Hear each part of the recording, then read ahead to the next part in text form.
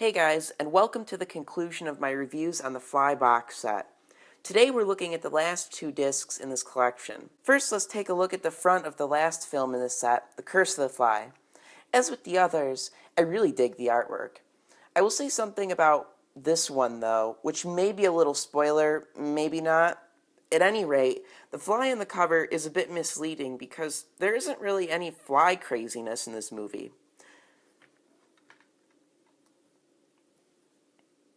The back is cool as well, and the art, of course, matches the rest of the case.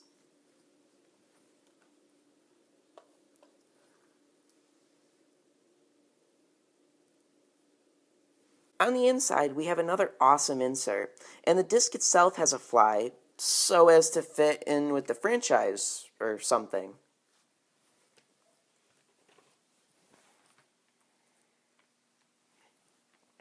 Alright, finally we have the Disc of Horrors. They definitely did some cool stuff with the colors on this case. On the back we have some ominous imagery from each of the three films, all very nice. No insert in this case, but all four of the discs have some really cool artwork. The Curse of the Fly, featuring, well, not a fly.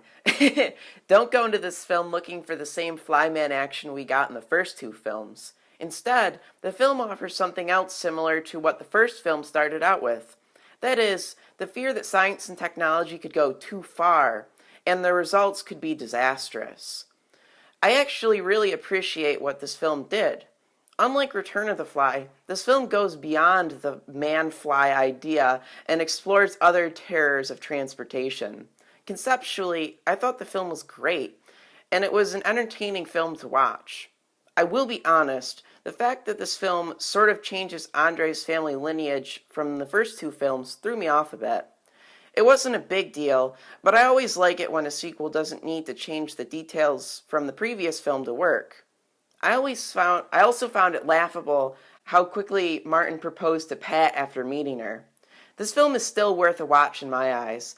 I don't want to give away too much, but if you liked the first two films and are interested in seeing how much further the transportation terrors can go, give this a watch. A cool fact about this box set is that The Curse of the Fly wasn't really available on home video until this set was released. It's a shame it wasn't released earlier. It's certainly worth watching, and also a good reason to find a copy of this box set. After watching The Curse of the Fly, I took a look at the special features on the Disc of Horrors.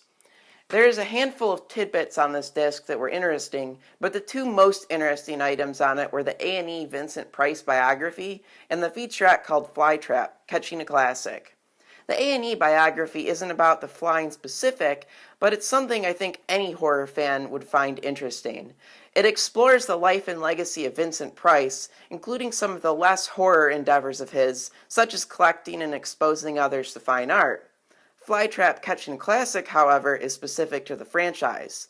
This is a short video that highlights some of the interesting facts and observations on the franchise as a whole, and although it was only 11 minutes long, I found it to be a satisfying exploration of the film. After going through this entire box set, I can say I'm happy it's a part of my collection. If you're into these types of movies, it's a worthwhile purchase. I even found that on Amazon's UK website, there's a similar box set that also includes the Cronenberg reimagining, as well as the sequel to that, and it's quite inexpensive. Thank you guys for following me on this journey through this box set. It was a lot of fun doing the research to make these. If you've seen any or all of the films, let me know what you thought of them. Take care.